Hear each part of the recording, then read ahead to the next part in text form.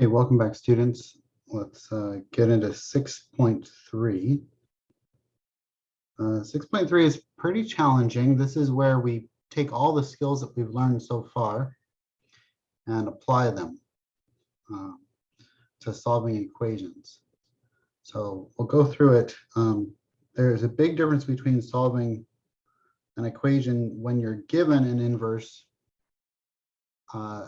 trigonometric function and when you actually use an inverse trigonometric function, when your original function is not an inverse. Okay, and we'll get into that and we'll talk about that more after the first example here. Okay, so solving trigonometric equations, hints. If the equation is in linear form, undo the equation. Basically solve for the trigonometric function and then figure out through maybe an inverse trig or through the unit circle what value that has to be.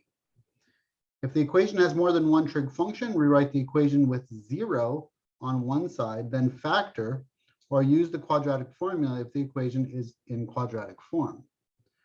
Number 3, consider using identities to change the form of the equation. Note, when solving trigonometric equations with multiple angles or half angles, we must consider period changes or functions. We'll deal with that on the next page. But again, the big key idea here is that we're solving for trig functions, and sometimes we're going to have to use inverse trig functions, but we have to account for the fact that the calculator will only give us one value. Okay, but there are actually two solutions that will work in a lot of cases, especially if the period is 2 pi. If it's, the period is only pi, then one solution will suffice, but we have to account for every solution that could possibly occur, and that's a lot of solutions. They go on for an infinite, but it's just in increments of either pi or 2 pi. Okay, so example 6, solve the following equations in degrees. Okay, so this is going to be 3 tangent theta minus radical 3. What I'm going to do here is I'm going to add radical 3 to both sides. I'm just going to solve this algebraically. And we get 3 tangent theta is equal to radical 3. Then I'm going to divide by 3. And I get tangent theta is equal to radical 3 over 3. Okay, and that might be a familiar tangent. Okay, we could equate this to its other version, which is 1 over radical 3, where it's has the radical in the denominator. Okay, now if we remember back to what tangent is y over x, right?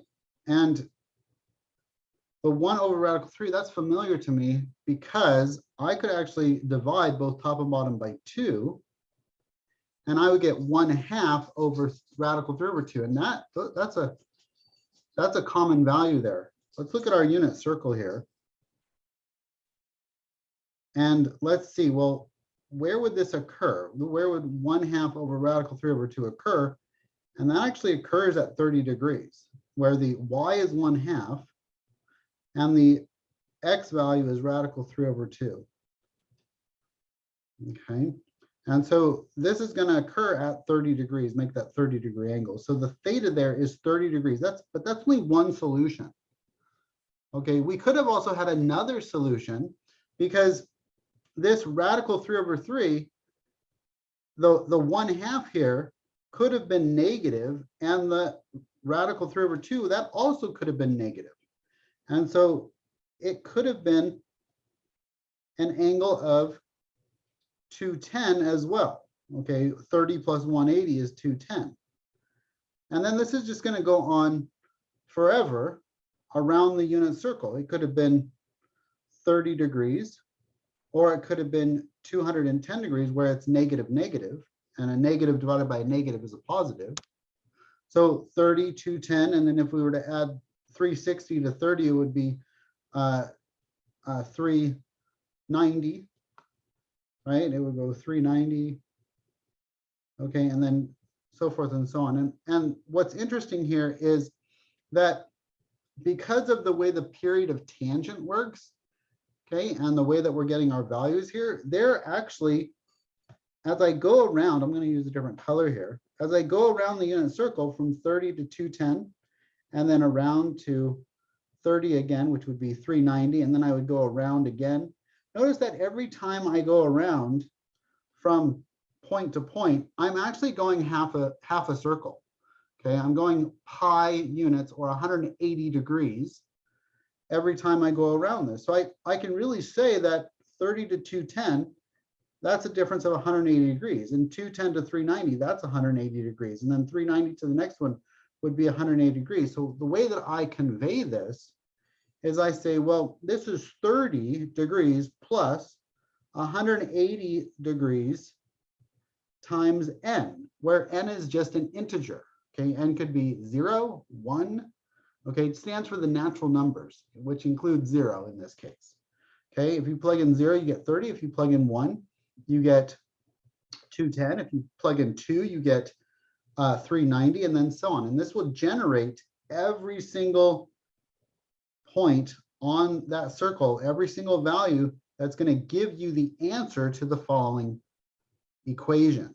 And sometimes we'll go back and we'll actually plug these values in and just make sure that they work. We can say 3 times the tangent of 30 minus radical 3, does that equal 0? And if you were to check that, it would check. Okay, for 30 degrees, you could do that for 210, plug that in to your original equation, that's going to check. 390 is going to check as well. All of them are going to check. Okay. Okay, let's look at the next one here. Okay, we have the cosine of theta times the cotangent of theta. And what I'm going to do is I'm going to toss the cosine theta to the other side, basically adding it to both sides. And that's going to get me a 0 on the other side. And now what I can do is I can factor out that cosine. So this is cosine theta times cotangent theta plus 1 is equal to 0. Now I know that either cosine theta is equal to 0 or cotangent of theta is equal plus 1 is equal to 0. Okay. So we want to know, well, where is cosine theta equal to 0? So once again, we go back to our unit circle and we see, okay, the cosine, which are the x values, they're 0 at 90 degrees or 270 degrees. And again, this is going to have a period of pi units, because as I go around the circle, around and around, every pi units, okay, every difference of pi units there, I'm going to get another answer. Okay, so this would be 90, then 270, and then I would go up 270 to 180 is, what is that, 450? Okay, and then I would just keep going forever. So my first answer, there are going to be two answers here. My first answer is 90 degrees plus 180 degrees times n. Okay, and then I'm going to have a second answer, okay, for when the cotangent is equal to 1, or the cotangent of theta equals -1. Well, where does the cotangent equal -1? It's the same place that the tangent equals -1. Where does tangent equal -1? Well, again, let's look at our unit circle. Okay, where are the tangent values 1? Well, they are -1. Well, that occurs at 135 degrees, -1, because this is where the x and the y are the same. It's radical 2/2 and radical 2/2. The x's and the y's are the same. Okay, except for the fact that the x would be negative in this case, and the y would be positive. That's what's going to generate our negative value for tangent. And since cotangent is just 1 over tangent, cotangent of theta is equal to 1 over tangent theta. Okay, we're going to get the same value, because 1 over -1 is just -1. So we have 135, and then over in the, so this, we have to look at the second quadrant where the cotangents are negative, but we also have to look at the fourth quadrant, take into account the fourth quadrant. Okay, now again, if I did this on a calculator, I would only give me one answer. It would only give me the fourth quadrant value here. It would not give me the second quadrant value. So keep that in mind. Okay, it would only populate the fourth quadrant value and give me a negative value as well. It would say, hey, you know what, this is negative 45 degrees. Okay, for cotangent, maybe we'll just do that real quick, just to show you. Okay, if I did the inverse tangent, let's make sure this is in degree mode, it is. Second quit, if I did the inverse tangent of -1, that should give me negative 45 degrees, and it does. Okay, which if I want to change it to a positive degree measure, that's going to be 315 degrees. Okay, but again, that only gives me my quadrant 4 answer. It doesn't give me my quadrant 2 answer. Okay, because again, the inverse values only give me one solution because of the way the inverse functions work. Okay, but if the original function was a tangent function or a cotangent function, I would want to get both solutions, or basically any solution around the unit circle. Okay. So as we go, this again, we said that was 315 degrees. So we have 135, 315, and again, they're a difference of pi units because of the way the cotangent function works as a period of pi units, right? So, and then pi units again, and then we're just going to keep going around forever, but we're going to add pi units. So this second solution is 135 degrees plus 180 degrees times n. So we end up with two solutions. Okay, we actually end up with an infinite number of solutions, but we have two distinct reference points, reference angles, 90 degrees and 135 degrees, and then all of the increments of pi for each of those values. Okay, so it's a little tricky, I understand. I mean, this is the hard stuff, and so hopefully, you know, as we go through this, you'll understand a little bit more and more. Feel free to review the video as well and go over the video multiple times. Okay, solve the equations in radians. This is a quadratic equation, and it's already equal to 0. So what I'm going to do here is I'm going to use a replacement variable. I'm going to say this is u is equal to sine x. Okay, and so I get 3u squared minus u minus 2 is equal to 0. Now this is factorable. This is 3u and u, and then this is going to be, let's see, we want to get negative u, so we're going to want to do a 1 here and a 2 there, and we want the 3 to be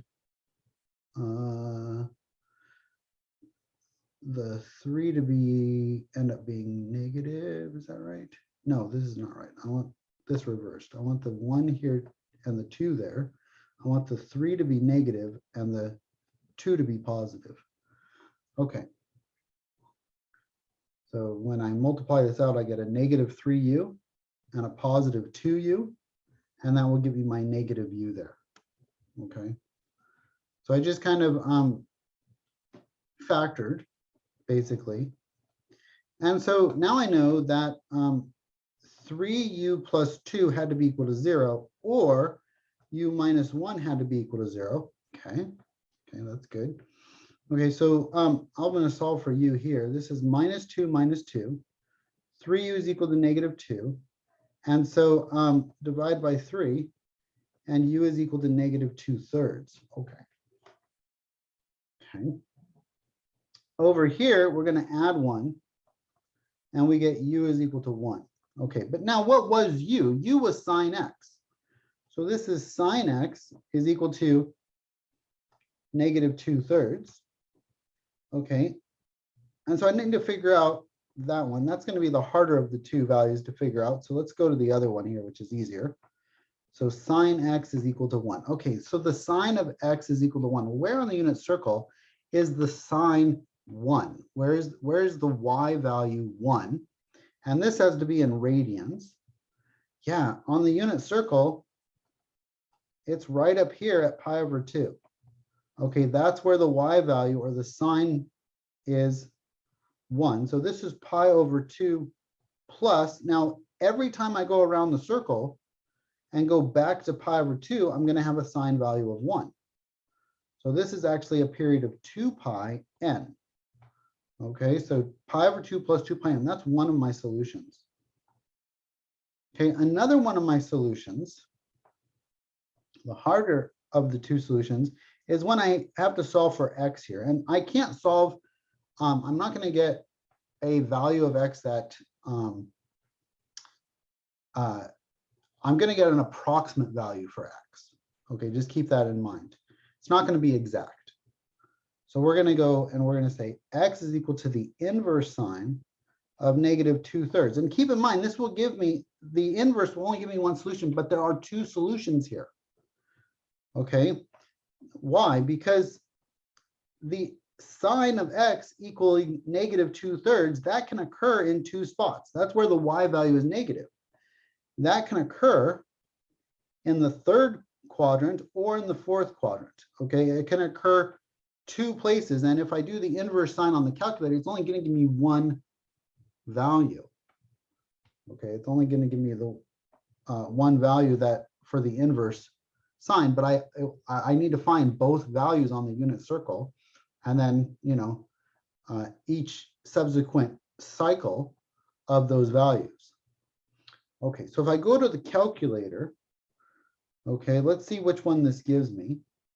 So if I take the inverse sine, I need to make sure, actually I'm in radians mode now. Let's go to the mode. Let's go to radians mode. Let's enter that. Okay, and then second quit. Okay, and we're going to do inverse sine of negative 2 divided by 3.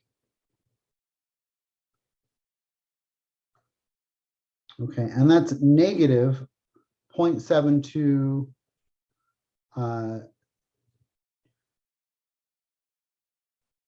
297. So it gives me a negative value. Now, if I wanted to change that into a positive value, okay, I would add 2 pi to that. Okay, because where is this negative sine value occurring? It's occurring in the fourth quadrant. So the reference angle is this 0.729. Okay, keep in mind that that's my reference angle, is 0.729. So if I wanted to get this value and this value, what I could do is take that reference angle of 0.072, is it 0.729? Yeah, 0.0729. 0.0729. Oh, I keep doing the same thing. It's 0.729. Okay. We could call that 0.730, actually. It's pretty close. Or 0.73. Let's just call it 0.73. Okay. So now what do I want to do with this 0.73? Okay, well, I could subtract it from 2 pi to get my fourth quadrant value, or I could add it to pi to get my third quadrant value. So let's do both. Let's take this value and add it to pi to get our third quadrant value. So x equals 0.73 plus pi. What's 0.73 plus pi? Let's take this value. I'm going to multiply by a negative 1 to make it positive. And then I'm going to add that to pi. And that gives me 3.87. Okay, so I'm going to say this is 3.87 for my first value. Okay, 3.87 plus 2 pi n. Okay, because these aren't separated by pi units, the third and the fourth quadrant. So I'm going to say that this is a unique solution, and every time I go around and hit that third quadrant, boom, boom, boom, right? Let me kind of animate this a little. So I'm starting here at 3.87, and then every time I go around and hit that third quadrant, I'm going to get another value that works. Okay, or if I take 2 pi minus this value here, so 2 pi, oops, I want you to go down. There you go. 2 pi minus this reference angle. Okay, I get 5.55. Okay, and so that is another solution here. So 5.55. 5.55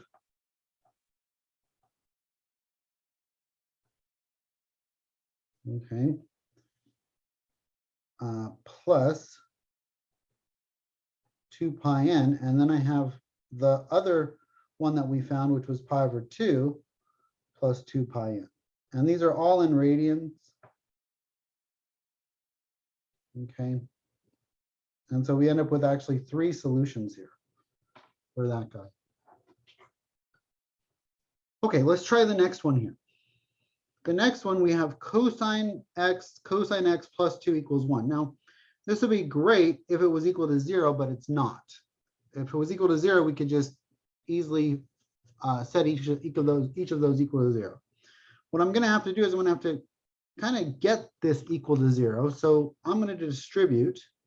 This is cosine x squared x plus 2 cosine x. And then I'm going to subtract 1 from both sides. Minus 1 is equal to 0. So that's my first step. Okay. I kind of did 2 steps in one, but hopefully you're okay with that. Okay, I moved the 1 to the other side, and I distributed all in one step. Okay, so now this does not factor.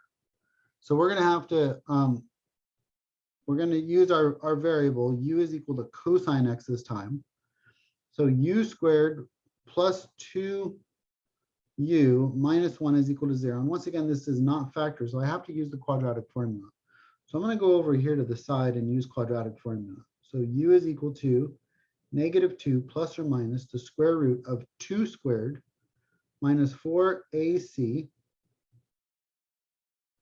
all over 2a.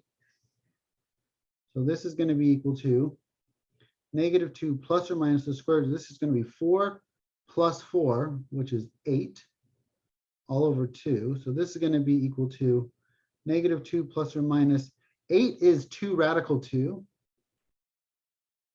So this is equal to -1 plus or minus radical 2. Okay, so we could say, well, the cosine of x, which was u, okay, u was equal to this guy, but u is equal to the cosine of x. So cosine of x is equal to -1 plus or minus radical 2. Okay, so if I take cosine x to be -1 plus radical 2, there's no problem. But if I take the cosine x to be -1 minus radical 2, we run into a problem. Okay, now maybe pause the video and think about this for a second and say, well, what's the problem here? Why is this guy a bad value? What makes that guy not work? Okay, well, welcome back. If you pause the video to try this on your own, the fact of the matter is this is bigger than -1. This is more negative than -1. Okay, this is approximately -2.4. Okay, -2.41, which is outside of the range of cosine. Cosines only go from -1 to 1. So this guy does not work. Okay. Well, so what does work? Well, what does work is the guy above it. Okay, and because that's only going to be 0.4, roughly 0.41. Okay, radical 2 plus 1. But let's go and try to formally figure out what this is. Okay, so we have the cosine of x is equal to -1 plus radical 2. X is equal to the inverse cosine of -1 plus radical 2. Now, again, when I plug this in my calculator, it's only going to give me one solution. Okay, it's only going to give me my first quadrant solution because this is going to be a positive value. Okay, this is going to be roughly 0.41. Okay, and so what the calculator is going to do is going to say, oh, okay, you're trying to do an inverse cosine. It's only going to give me the first quadrant value where this is a positive, where cosines are positive. But we also know cosines are positive in the fourth quadrant. Okay, so we're looking for two solutions here, one in the first quadrant and one in the fourth quadrant. Okay, so if we plug this into our calculator, we're going to get a value for x that will give us an angle in the first quadrant in terms of radians, because that's what our calculator's in. So let's do that. Okay, so we're going to say the inverse cosine of -1 plus the second and then square root of 2. Okay, oops. Let's delete that real quick. Let's get outside of it and then put the parentheses. There we go. And we get about 1.144, I'll say. Okay, 1.144. Okay, so that's our first value is 1.144 radians. And maybe I'll say, well, I'll add the plus 2 pi n here, radians, okay, because every time I go around, it's going to hit one more time, and that's going to be that value plus 2 pi radians. Okay, this is radians. Okay, and then or what? Or what? Well, or the bottom one that's in the fourth quadrant. Okay, so this one here that's in the fourth quadrant, how do I find that? Well, I take my reference angle and I subtract it from 2 pi. So this is 2 pi minus 1.144, okay, which is equal to about what? 2 pi second, nope, don't want the second, I want 2 and then the second pi minus, I can either go up here and grab that. If your calculator doesn't have the grab feature, you can use second and then the negative sign. Second negative gives you the previous answer in the calculator. The calculator always stores the very last answer it gives you. And so we get 5.139. Okay. As our second answer here. So, okay, or this, which is equal to, okay, 5.139 plus 2 pi n radians. So we have two solutions here. We have this solution. Whoops. We have this solution. And we have this solution. So maybe I'll box it like that. Okay, this video went kind of long. So I think what I'm going to do is break this into two videos. So feel free to take a break, stretch, and then come back for the second video on this section.